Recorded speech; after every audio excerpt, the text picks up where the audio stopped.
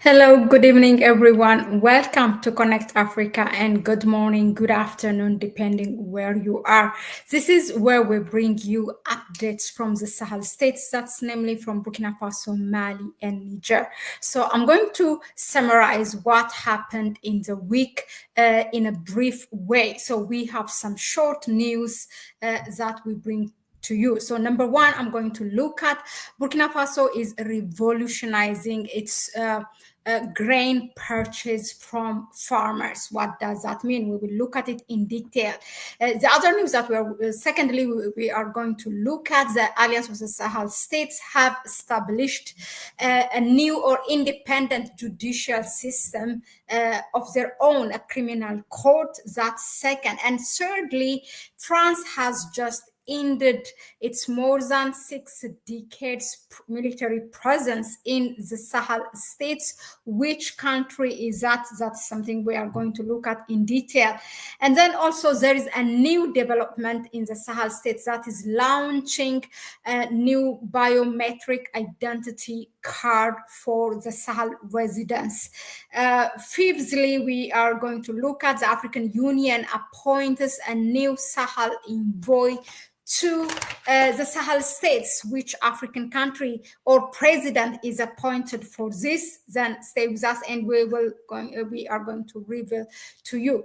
And then the sixth news is that the Alliance of the Sahel States journalists are coming together, and they are saying they are uniting to debunk or to go against the disinformation, the narratives which are sued by the imperialists. And lastly, we are going to look at Burkina Faso is opening a new world standard stadium in its capital in Ouagadougou. So stay with us, and we are going to look at this, each of them. All right. So first, we are going to look at Burkina Faso is revolutionizing its grain purchase. Okay. Let me just share this with you.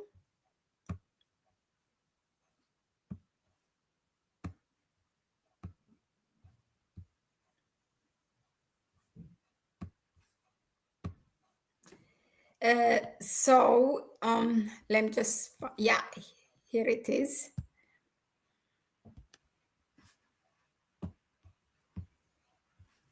Yeah, so Burkina Faso is revolutionizing its grain purchase. What does this mean? Now, the National Food Security Stock Management Company is launching a direct purchase initiative, cutting out the intermediaries. That is the intermediaries between the farmers and also the consumers. So this means when the intermediaries are removed, so this is the benefit is more for the for the farmers and also the consumers. It's actually a two-way benefit. Now, let me just say something about cutting out these intermediaries between farmers and consumers.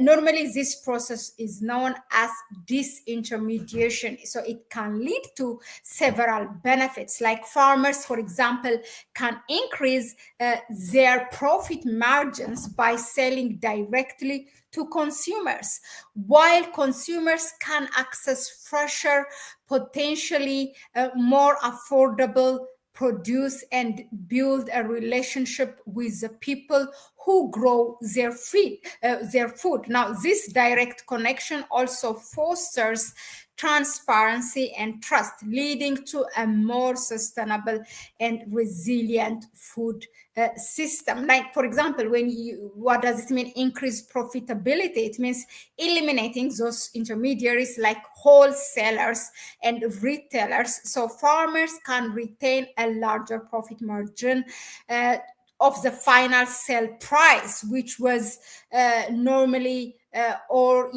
mostly owned by or decided by those wholesalers and retailers. So this will bring higher earnings to the farmers, and also the consumers will have a direct relationship with those who grow their food. And also there will be understanding of consumer demand.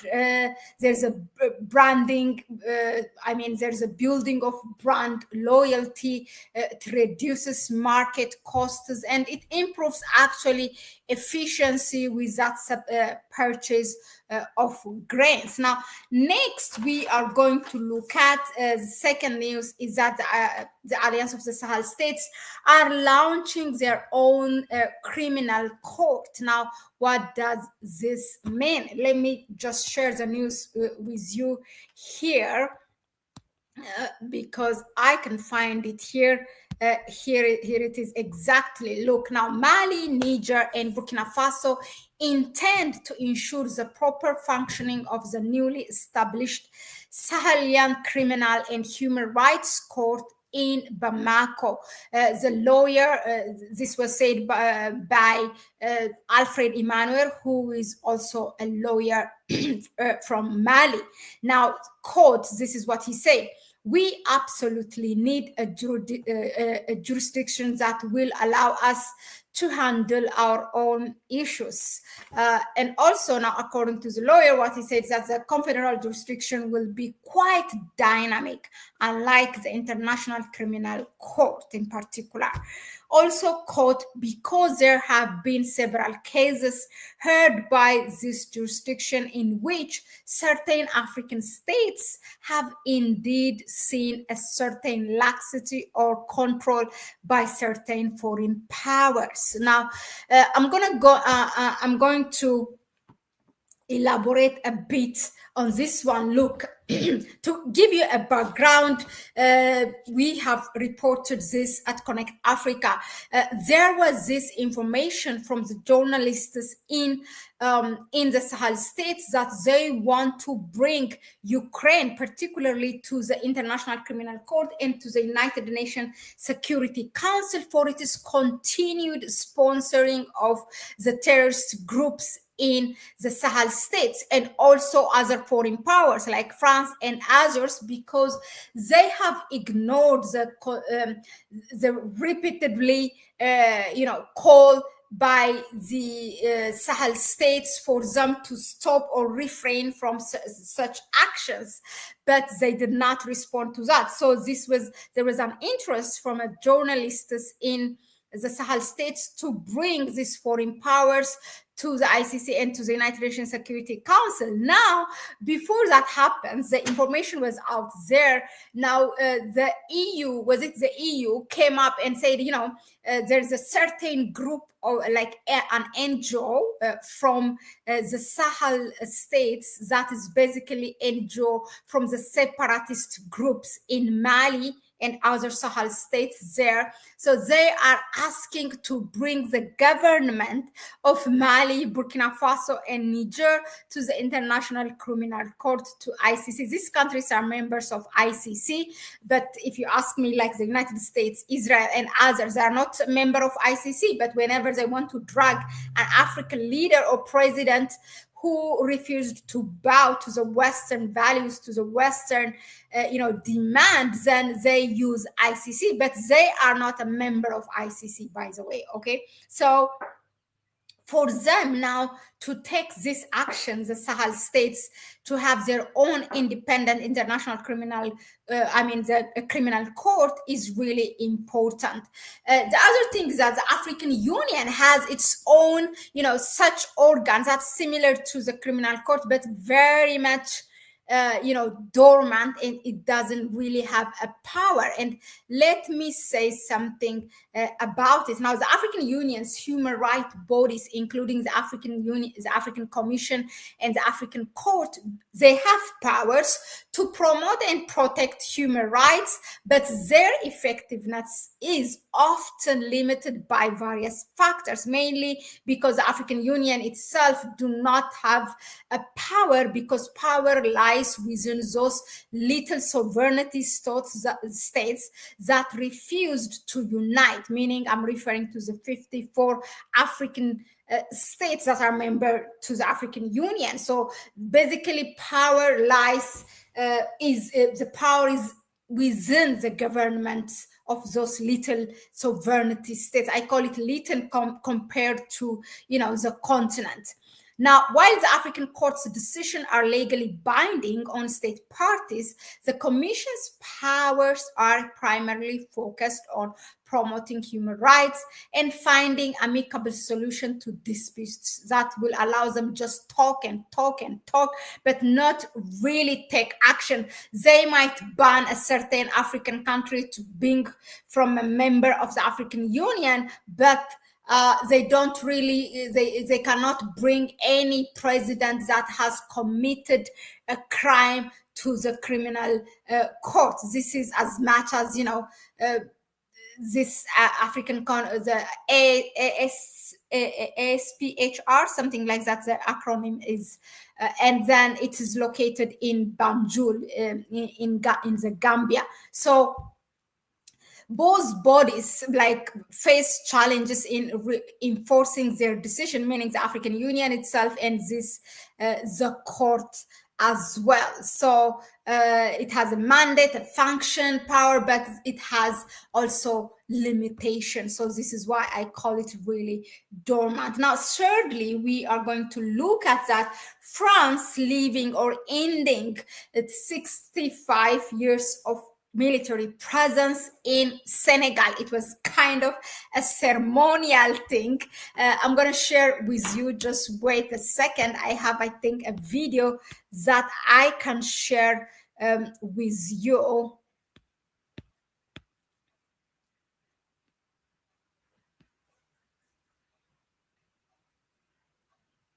Yeah. Well, now Senegal becomes, I think, a fifth country. You have Burkina Faso, Mali, Niger, and then we have Chad. Now also Senegal. Okay, it was not a one-time,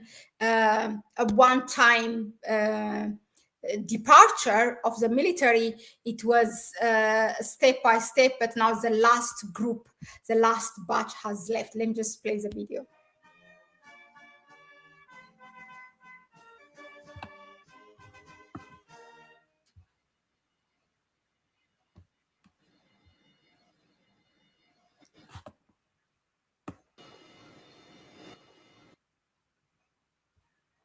Yeah, so that was it. It was a short video. So French troops have ceremoniously left another country, another Sahel states, Senegal, and it was 350 people or military within two locations in Dakar, including the Dakar airport.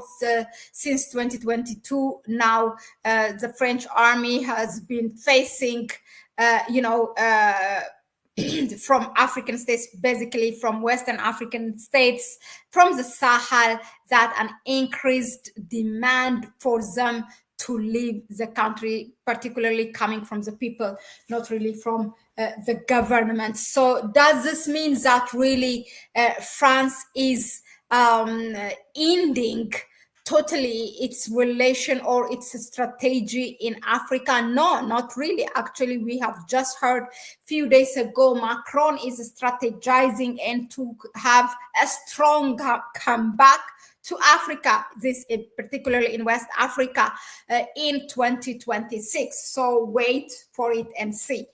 So this is not really, the military might leave, but they are coming back because the simple thing, I mean, the truth of the matter is that France cannot live without Africa. They have to take those natural resources and loot and abuse, exploit, what they have been doing for the past 60 decades since the independence, the so-called independence by paper. They have been always there. They didn't actually leave those African states. Well, that was it. Now, coming to our next news is that there is a new development in the Sahel states that is launching a new biometric identity card for the Sahel residents, that is Burkina Faso, Mali, and Niger. Now, we all remember in September, September last year, they have launched their biometric passport, and which started, the leaders we have seen like Assimi Goita, Captain Ibrahim Traore, and General Abdurrahman Tihani taking their passport. It started with their presidents, and then it has been distributed also to the people. This is, of course, they will give up their ECOWAS passport, but with a continued negotiation, still, the ECOWAS and the Alliance of the Sahel States, they will allow movement of people, even if holding that biometric passport of IES and then the biometric passport of ECOWAS, as long as it is valid. Now, let me just find that news for you so that we read it directly from the government news.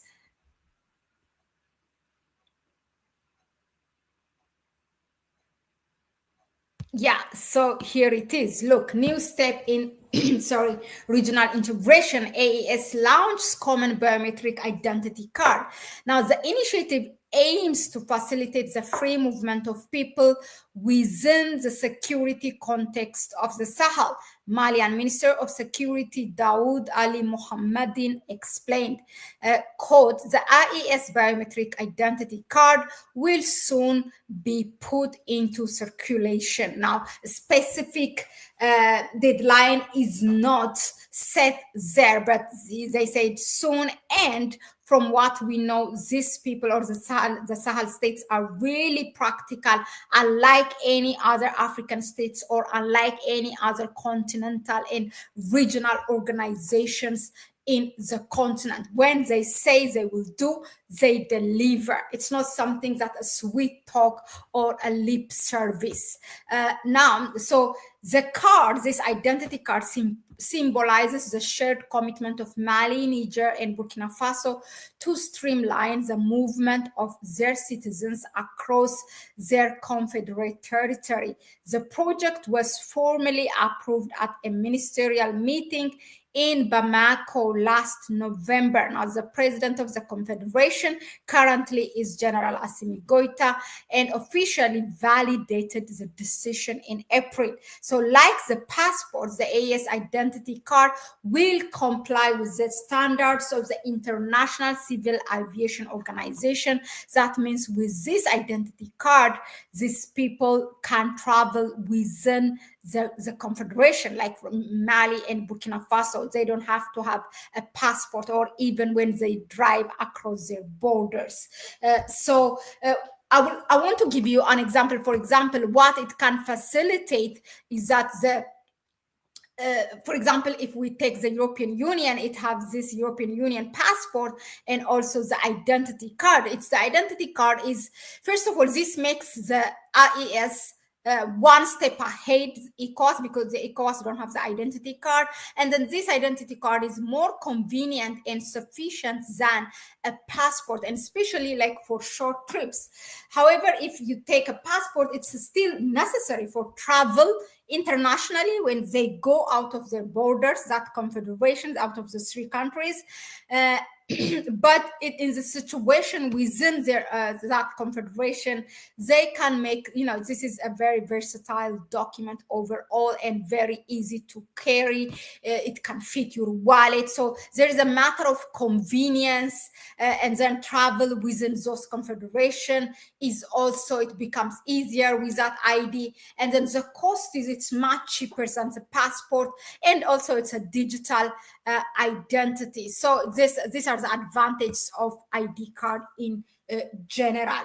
Now, next on moving to our fifth news, which is the African Union appointing a new special envoy to the Sahel states. Last time we have reported to you that the new chairperson that's appointed in February after the election of the African Union chairmanship, he comes from Djibouti, from East Africa, and this chairperson has appointed a set of a committee to talk with the Sahel states, because these states, after the revolution happened, they have been banned from their membership from the African Union. So it's not only them, also Sudan and Equatorial Guinea. These five countries have been banned because of the change. But it's a very selective banning. For example, you have Gabon also, and you have other countries who have committed a coup d'etat. I mean, not all coup d'etats are bad. So what happened basically in these three countries is a revolution. It's something demanded and supported by the people, but they continue to ban them. So the new chairperson has decided to refresh talks between African Union and them. Now he has appointed a new envoy. Guess what? Which president it is? It's from Burundi, from East Africa. Now you wonder why not, someone from the region, like from West Africa, from ECOWAS countries, not really, and also the current, AU, the African Union Commission. There's a chairperson of the African Union Commission, which will take 4 years, and it is in the chairperson position. And then every year, one African president will become the chairman of the African Union. So every year it changes. So this year it was Angola. So last time the committee was laid for the talk when they were going to Bamako. Is also the ambassador of Angola has accompanied them. Now it is the president of Burundi. So why so? First of all, you can imagine their relation. It's not from ECOWAS, because their relation with the ECOWAS leaders has been already clear. So they have really separated their ways. Even Senegal, after you remember Diomaye Faye was appointed by ECOWAS to be the mediator, which didn't work. And also now Ghana has tried. It was actually Senegal and Togo. Now, so those countries who want to establish a relationship with the Sahel states, they do it bilaterally, not independent from ECOWAS. But ECOWAS as an institution, they have started to talk, by the way, also ECOWAS. They know that they cannot just alienate from themselves from IES. They know there are benefits that they are going to lose. Now, why Burundi? I will tell you. This is the president. His name is Evarista Ndayishimiye. I might have mispronounced it. I'm sorry for that. So he's a fairly experienced politician with a broad contact base among African leaders. So moreover, according to the sovereign leader of Burundi, is minimally involved in the geopolitical games of other heads of African countries, which allows him to be considered as a third party. Now, the purpose of the appointment is clear: to establish a dialogue within these IAS countries in all possible ways, including proposals for humanitarian assistance. So that is, what the reason that the African Union gave. So with what developments they're going to come back, it's something it's going to be seen. But it was interesting for me to look at why Burundi, but that answers, kind of relatively seen as neutral when it comes to the geopolitics game within that region in ECOWAS and the Alliance of the Sahel states. Okay. But I expected normally it should have been the Angolan president, as he is the current chairperson of the African Union. Okay. Now moving on, our sixth news is that number 6 is the Alliance of the Sahel States journalists are, they're against disinformation. Wherever there are imperialist narratives, we will be there. That's what we will be there to deconstruct them. That's what a statement coming from the journalists of the Alliance of the Sahel States. Now, let me just go and find that news for you, because we want to know this is not the first time actually journalists of the confederation coming up to, in a unified way to defend their confederation. Look.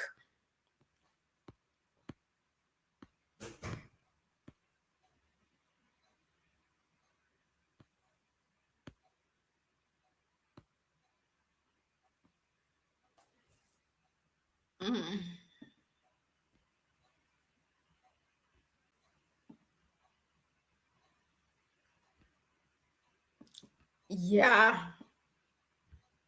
Oh my God. So anyway, um, this is it. Okay. So, yeah, on the occasion of the first anniversary celebration of the network of journalists of the Alliance of the Sahel States in Niamey, Moody Musa, it's the president of that organization, told that, quote, it is indeed time for journalists to organize that we can align our efforts. We have even proposed moving towards the adoption of a common editorial line, one that will be sensitive to the Alliance of the Sahel States. Now, this organization also have a comprehensive program to combat disinformation and imperialist rhetoric. Also, this journalist or the president of this organization stated that also. He recalled, the several foreign media outlets accused of spreading biased or even false information about the reality in the Sahel states.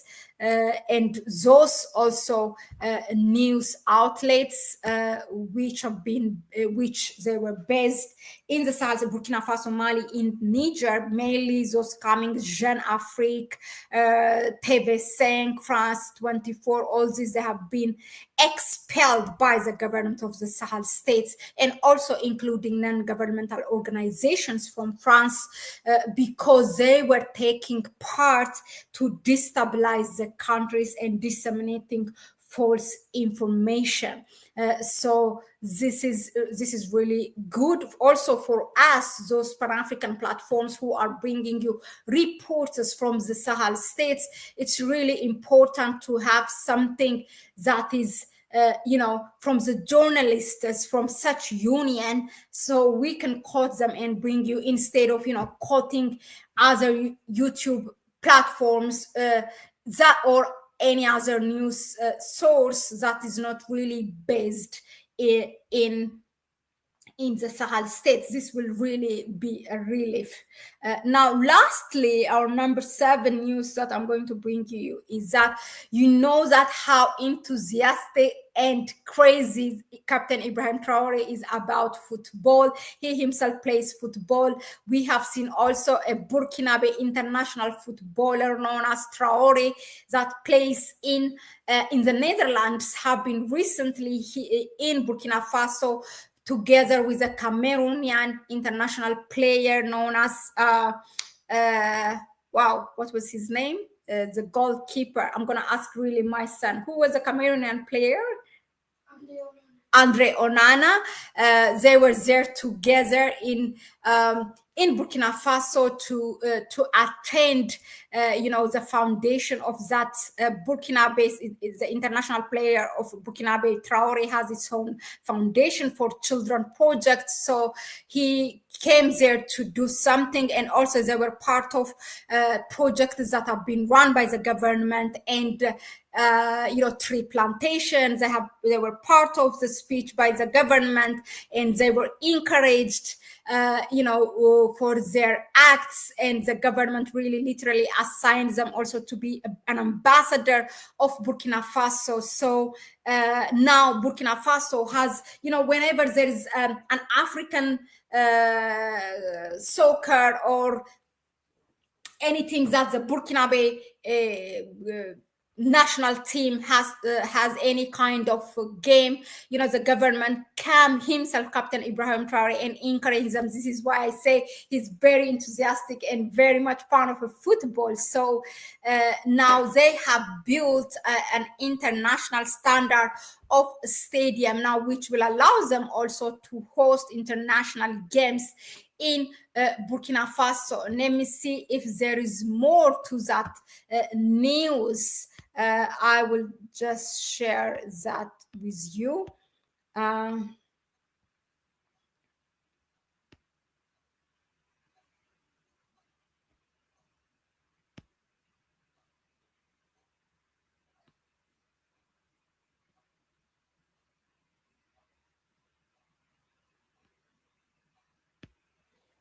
hmm.